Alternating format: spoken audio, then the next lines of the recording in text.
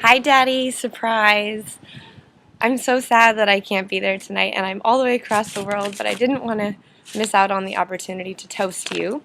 So, cheers, and I wish I was there tonight. I just wanted to tell everybody a little bit about my dad, and I wanted to start out with a story about when I was little.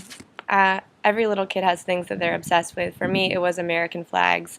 I loved to drive around, and my dad would point out American flags and exclaim, "American flag!" And I would mimic, "American flag!" And he would plot out these elaborate drives on holidays like the 4th of July and Memorial Day when he knew there would be American flags all over the place.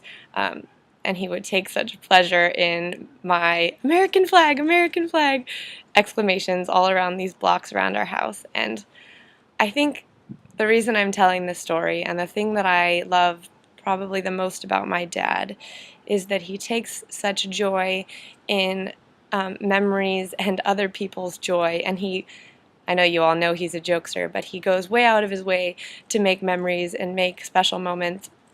And so I've written a few things down tonight, but I really just want to toast to my dad's ability to make special memories for everybody. I know how much you appreciate the value of a memory, Dad, and I think it's particularly true for Ben and I think it's a testament to all of the incredible ways that you've influenced our lives and all of the really beautiful memories that we both have of you. You never missed a father-daughter dance. I remember that you would make a really big deal out of them, and you would go get me a corsage, and you would tell me why I got it. You'd say it matched my eyes or it matched my dress, and you made them feel really special, and I kept all of those little corsages from the father-daughter dances over the years. Um, when we moved out of our childhood home in La Cañada, or actually into La Cañada, but we moved out of Glendale, it was kind of traumatic for Ben and I. We threw fits, and you went to See's Candies before you picked us up at school, and you got a huge box of all of our favorite chocolates. And so somehow the new house became all about chocolate and joy and not about the trauma of moving out of our childhood home. And I really remember that. I remember that you made that good for us and that it was feeling hard originally. Um, when I turned 21, I remember that you opened a bottle of wine and shared a glass of wine with me, one of our first that we ever shared, I think, maybe the first, and really wanted to talk to me like I was an adult, and that meant a lot to me to be treated and spoken to like an adult.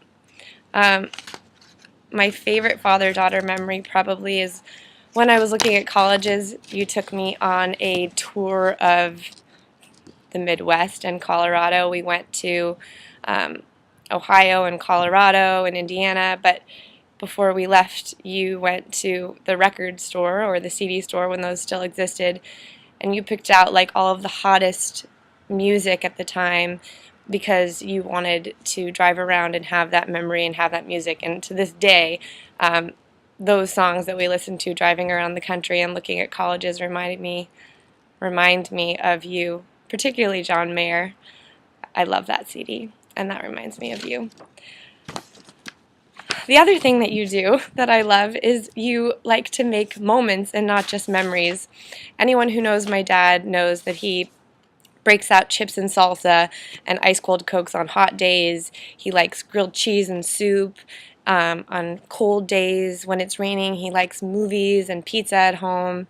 You always have a fire burning at Christmas. You always have music playing on Christmas morning. Now that Ben and I live on our own, you wake up early on Saturday mornings when we're in town and get Starbucks and bagels.